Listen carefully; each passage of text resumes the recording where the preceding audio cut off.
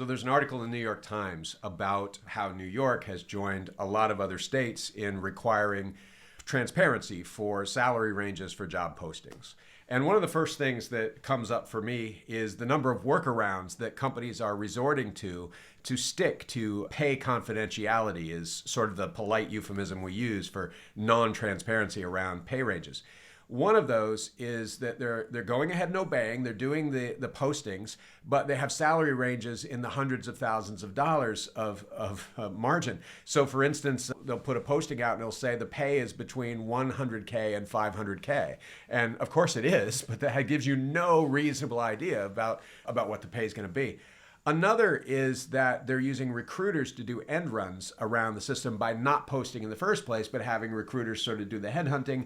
And if the applicant asks about the pay range, they either accidentally get disconnected or they defer the question, deflect, and don't answer, et cetera, and try to recruit without disclosing that. And of course, this preserves the ability for subjective pay offers. First, size the person up, see if they're a lot like me. Do I know, like, and trust him? Does he, what location is he in? Is he in Alabama? Is he in Los Angeles? Is he in Pakistan? Does he look like me, et cetera? And then offer a pay that I think I can get away with offering, et cetera. So in many ways, this is like when firms post a job for compliance purposes, and they have no intention of hiring somebody in the open market, but their investors require them to post jobs to the open market so they theoretically get the best people. But they already know somebody, or there's already somebody in the company that they totally intend to give the job to. So they kind of just keep leading applicants on and snowing them. They do the same thing with RFPs also. They put out an RFP as though they're open to any vendor that could provide the best service for the best price. And of course, this pleases investors. But what they really do is they know who they're going to choose. They've already got it sewn up, so they just waste these other vendors' times, et cetera. And in many ways, pay transparency would support investors and mitigate a lot of the social issues we have, because then we could see the value of what we're hiring and what those jobs are and what they contribute to the overall profitability of the company. But rather than do this, companies are sort of stringing us along by use of these other mechanisms for obscuring pay transparency. Yeah, I don't see that changing either. Regulators can create whatever apparatus they want.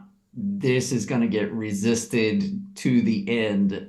So executives, middle management have everything to lose by being transparent about how much they get paid. I mean, they're going to resist this the way China resists democracy. China does not want to release that control, and that's what happens in a pay transparency type situation. So any product or service that has opaque pricing, you can abuse, take advantage of the buyer or seller, and it creates inequality.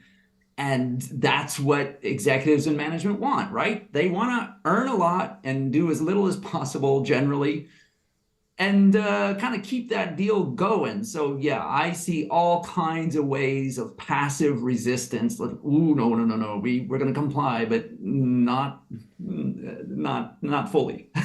Yeah, it's like the lifeboat keeps nudging at the edges of corporate management, saying, what do you really add versus what it costs to keep you on board? And people will do anything they can not to be thrown out of the lifeboat. Really, we're top heavy with high paid management, et cetera. But I find it interesting, of course, it's a well-known fact that firms pay differently, typically, based on location or other factors. I do know of a firm based here in New York City, but it's an international firm. It's in something like 50 countries, and that pays the same regardless of location. So they've made wealthy people in Pakistan by paying them the exact same salary for the same work as someone working in Dallas, and paying that person who lives quite affluently in that economy the same as they're paying somebody who lives in Seattle, which is a more robust economy. And they're unique. They're kind of a unicorn for doing this kind of thing. But it sort of begs the question of, location in many ways, where one is located as a worker, is a euphemism for one's ethnicity. And that brings up the issue also of gender and other subjective social judgments about hiring people that look like me, smell like me, et cetera, sound like me, whatever, feel like me. we tend to hire people we know, like, and trust. That's true, but that means we also tend to hire people that are a lot like us, and we tend to pay them more, is the dirty truth of it. We tend to offer what we think we can get away with based on a person's location, or based on whether we think they'll feel lucky to get the job versus somebody who's going to feel entitled and be demanding and go elsewhere and look for a job that pays more and who negotiates harder. So I find it interesting that HR departments are sort of on board with this.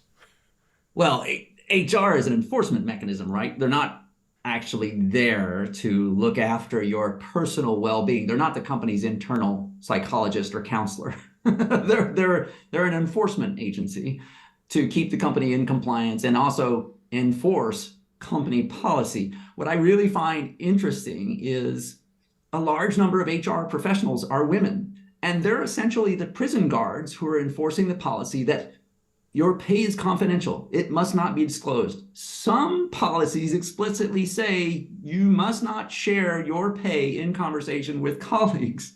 And, it's under the guise of confidentiality, but the reality is we don't want executives and managers to face that uncomfortable question of, hey, you're making this a lot more than my friend makes, and yet my friend contributes a lot more value. Why is that? So nobody wants to face that in a company town hall discussion. So we have women enforcing a system that inherently perpetuates gender inequality of pay.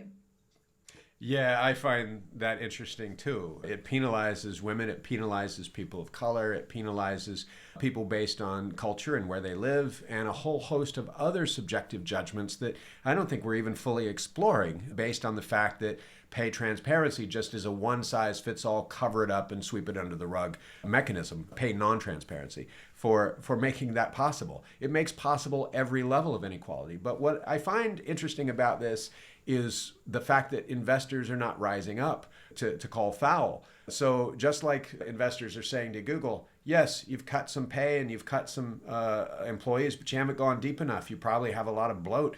Cut more. I would think that investors would want to look at the value of work and the value of people and make a comparison.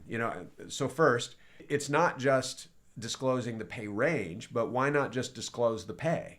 Why not just make it a company policy in any well-run company that everybody knows exactly down to the penny what every other employee makes? And that would allow investors to decide, is the company being led and managed in a way that is most fruitful for our profit share? Are the decisions being made about where we put the company's dollar? Are they beneficial to me as a shareholder? Do they represent solid leadership, or do they represent bloat?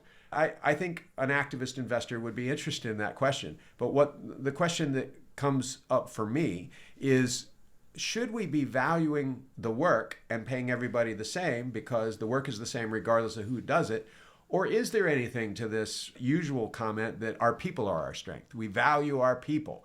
And therefore, because does that not perpetuate the inequality that says, well, we pay different people differently because we value different people differently? If the work is the same, maybe people shouldn't be valued differently. Maybe it's not people that we're valuing. Maybe it's work that is the basis of value. And that's simply a commodity that we can price and investors can look at. Oh, now you're tapping my inner amateur economist nerd. This is all about pricing and efficient markets. Every company is a market for work. And yes, you're right. If I was an activist investor, I would be all over this. I'm surprised that they haven't picked up on it. Here's the deal.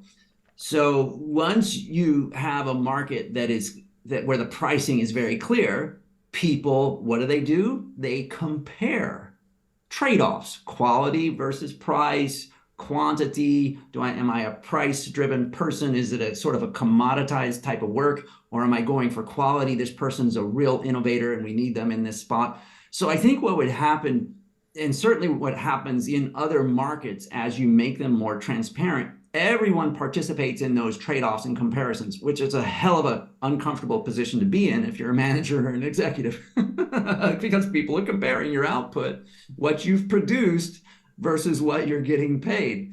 But to your point, I don't think it'll be down to like for like. The price of gasoline is the price of gasoline, and there's not a heck of a lot of value difference. There's going to be, with people and personalities and talents and experience, there's going to be a big range of what the group might say is worth it. And in the end, no matter what group I'm in, there's always people who you say, yep, that person's totally worth it, or yes, that person should lead this organization next.